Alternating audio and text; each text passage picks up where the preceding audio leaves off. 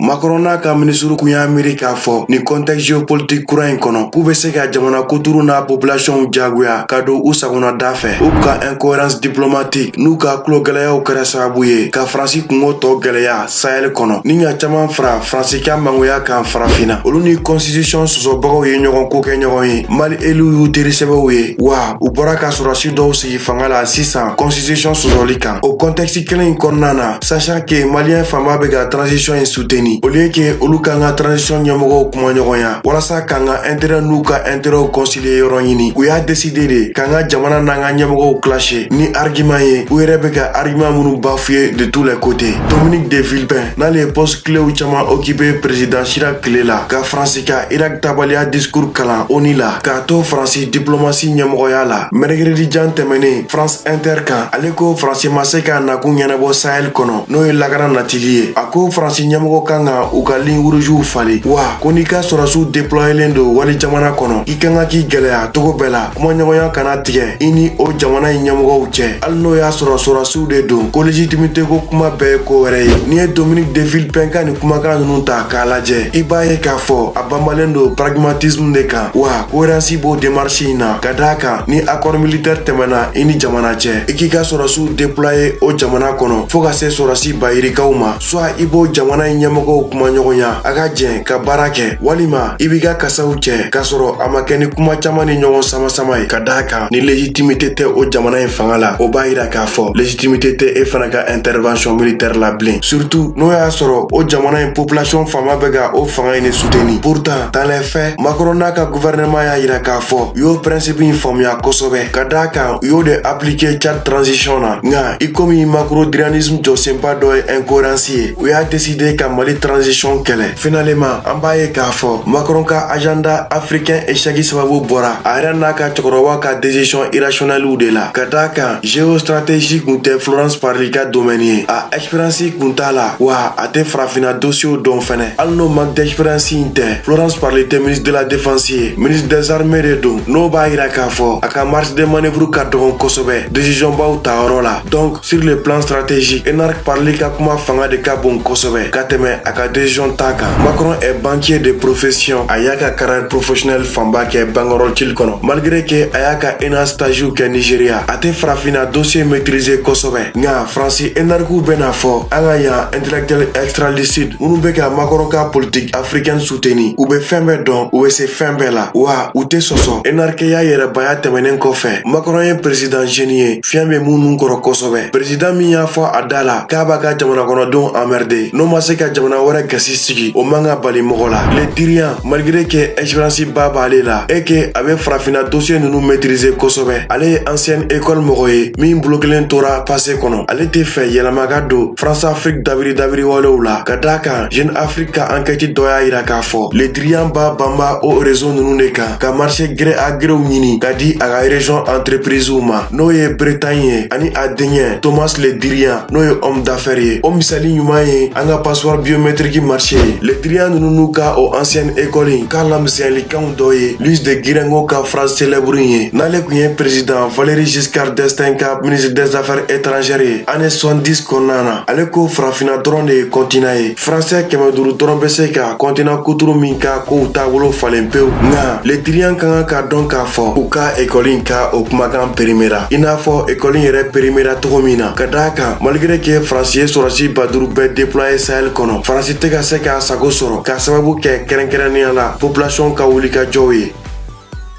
An balimaw sani an ka video in daminɛ an b'aw ladɔnniya k'a fɔ Mali sajɔ dɛmɛbaga jɔnjɔn dɔ ye Aba Immobilier ye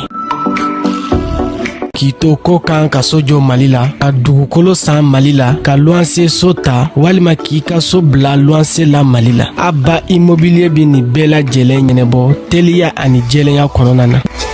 u filɛ nin ye golf la misiri wami kɛrɛfɛ u ka nɛgɛjuru sira 79 48 55 54 walima 84 55 00 00 ani minnu b'a fɛ k'u lasɔrɔ depuis Congo Brazza o nɛgɛjuru sira 05 68 32 869 taa ka bɔ Sahel kɔnɔ pewu o ma deli ka kɛ Faransi ka programme la wa fosi tɛna to ni Faransi b'o décision ta ka d'a kan i n'a fɔ Faransi sɔrɔsiw ka ministre Florence Parly yɛrɛ y'a yira cogo min na Faransi nakun tɛ Sahel jamanaw dɛmɛli dɔrɔn ye Faransi nakunba dɔ fɛnɛ ye a yɛrɛ ka lakana sabatili ye Parly yɛrɛ ɲuman ce combat est essentiel à leur sécurité a man kan ka Parly ka sécurité in cantonné farikolo lakana dɔrɔn la sécurité bɛ fɛn caman wɛrɛw kofɔ i n'a fɔ Faransi ka multinational minnu b'an fɛ yan olu lakanali Faransi ka approvisionnement matière première la nɔgɔya la o lakanali Faransi ka influence Sahel jamanaw kɔnɔ o lakanali Faransi ka prestige n'a ka poids géopolitique diɲɛ jamana tɔw cɛla o lakanali etc etc o lakana ninnu de kama Florence Parly ko k'u ka sɔrɔsiw tɛ taa ka bɔ Sahel kɔnɔ au contraire k'u bɛ n'u adapter Sahel contexte kura la n'o bɛ tali kɛ coup d'état kan ani Faransi ka mangoya Sahel population fanba yɔrɔ min ye Faransi sɔrɔsiw tali ye pewu ka bɔ Mali la o kun ye maliyɛn fanba ka laɲini ye sisan an kan ka asime walasa jugu kana yɛlɛ an na lakana tɛ sutraité lakana ɲuman bɛɛ ye yɛrɛ lakana ye wa kabini guerre froide waati fo ka n'a bila bi la puissancew ka OPEX basi ma se ka kɛ sababu ye ka jamana si basigi a sagoya la o b'an hakili jigi Vietnamiyɛnw ka président Ho Chi Minh n'a ka général Giap la Giap dɔrɔn de ye général ye général min sera ka Faransi ni États-Unis ka armée baw kɔda dɛnɛ na kelen kelen pourtant moyen ba kun tɛ Giap bolo ala tɛmɛbaga soviétiques ni chinois kun talen tɛ a ka victoire la Giap ko mɔgɔw kun bɛ ka ɲinɛ min kɔ k'o kun ye peuple vietnamien ka détermination de ye u ka yɛrɛma hɔrɔnya ɲinini la général Giap n'a ka président Ho Chi Minh ka doctrine de défense kun banbalen do peuple ka détermination de kan u k'o kɛlɛ la tant que peuple déterminelen b'i kɔ k'i kana jɔ i yɛrɛ la k'i dɛsɛ ko tɛ bɛɛ y'a ye k'a fɔ an ka armée bɛ ka monter en puissance ka résultat ɲumanw caman enregistrer centre fan bɛɛ sisan an kan ka carte blanche di an ka ɲɛmɔgɔw ma an ka ni kɛlɛ in kɛ kɛlɛbako kelen ye kɛlɛ tɛ tigɛ zonya wa kɛlɛ tɛ nɛgɛnɛgɛ général Sen Su ɲuman na kɛlɛ bɛ tali kɛ jamana ka saya n'a ka ɲɛnamaya de kan o kama an kan ka armée soutenir ka nin waati gɛlɛn in tɛmɛ an ka territoire bonya kama an ka ɲɛmɔgɔw kan ka investir kosɛbɛ moyen humain ni matériel la k'an ka armée la monter en puissance halisa u kan ka investir kosɛbɛ moyen aérien la ka d'a kan ni guerre asymétrique sugu ninnu la renseignement tɛmɛnen kɔfɛ observation aérienne ni frappe aérienne de bɛ se ka avantage ba di force armée régulièrement aw yɛrɛ bolo an ka armée kan ka posture min ta Barkhane tali kɔfɛ aw bɛ se k'o fɔ an ye commentaire kɔnɔ min ye Faransi ta fanfɛla ye an bɛ don min na i ko bi Faransi bɛ ka ka Sahel présence justifier ni objectif militaire min ye n'a kɛlen don ka takuba sigi o objectif militaire in kan o ye zone des 3 frontières ratisseli ye ni takuba ye Mali bila pewu o y'a kɛlen ye zone des 2 frontières ye et militairement o ye takuba neutraliselen ye ka d'a kan i tɛ se ka kɛlɛbolow fara ɲɔgɔn kan k'i bɛ terrorisme kɛlɛ l'État-ko gouvernement kɔnɔna na sans la partie malienne wa hali partie burkinabé fana garantilen tɛ k'a sababu kɛ Burkina ka situation sociopolitique ye neutralisation militaire tɛmɛnen kɔfɛ Mali départ bɛ takuba neutraliser sur le plan juridico-politique fɛnɛ ka d'a kan Europe jamana minnu bɛ ka participer takuba la olu caman ka wasabulon ye mandat min di u ka force spéciale ma o mandat ninnu bɛ tali kɛ Mali de kan kɛrɛnkɛrɛnnenya la takuba ka mɛnna ka base opérationnelle avancée o b'a yira k'a fɔ o force ninnu tɛna se ka déployer Sahel jamana wɛrɛ kɔnɔ u obligelen don ka segin so ka taa mandat kura wɛrɛ de ɲini u ka wasabulonw fɛ o procédure ninnu dun bɛ san ni san de kofɔ donc an bɛ se k'a fɔ nin ye takuba salen force takuba bɛ togo min na G5 Sahel fana b'o o togo kelen na Faransi ye G5 Sahel jamana ɲɛmɔgɔ 3 dɔrɔn de wele u ka arabadon ɲɔgɔn ye la Mali ni Burkina ɲɛmɔgɔw ma wele k'olu ye sɔrɔsiw ye pourtant sɔrɔsi dɔ kun bɛ kɛnɛ in kan ni Faransi continuera ni o dabiri wale in ye ka Mali ni Burkina sɔrɔsiw dabɔ G5 Sahel ko la o ye G5 Sahel fana neutraliselen sur le plan stratégique G5 Sahel tɔ bɛ kɛ Niger ni Tchad dɔrɔn ye o y'a kɛlen ye GD Sahel ye ka d'a kan Mauritanie fana bɛ isolé kosɛbɛ sur le plan opérationnel barisabula frontière terrestre bɛ Mauritanie ni G5 Sahel jamana kelen min cɛ o ye Mali ye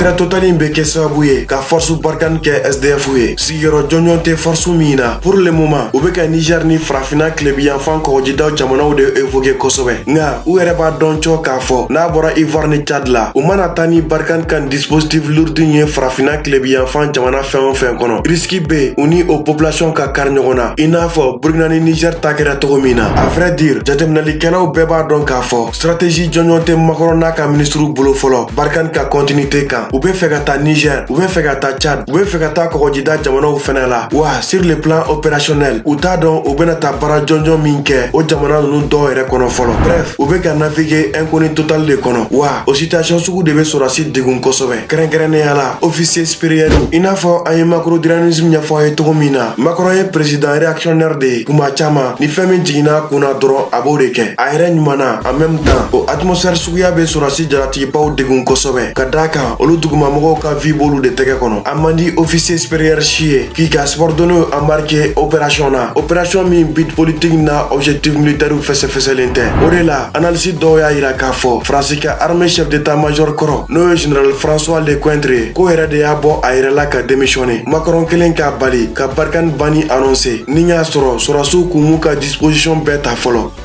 Nin kun ye Macron n'a ka cɛkɔrɔba ka Sahel laɲiniw firili kun filanan ye. O hakilina ye min ye Faransi ka Barkhane ni Takuba ka avenir kan Sahel ni farafinna jamana tɔw kɔnɔ aw bɛ se k'o fɔ an ye commentaire kɔnɔ. Président caman kɔni fɛla dɔnnen don ka ban nka yala population bɛna sɔn Barkhane ka basibaw ka sigi u fɛ yen wa? Aw y'a hakilina fɔ an ye commentaire kɔnɔ.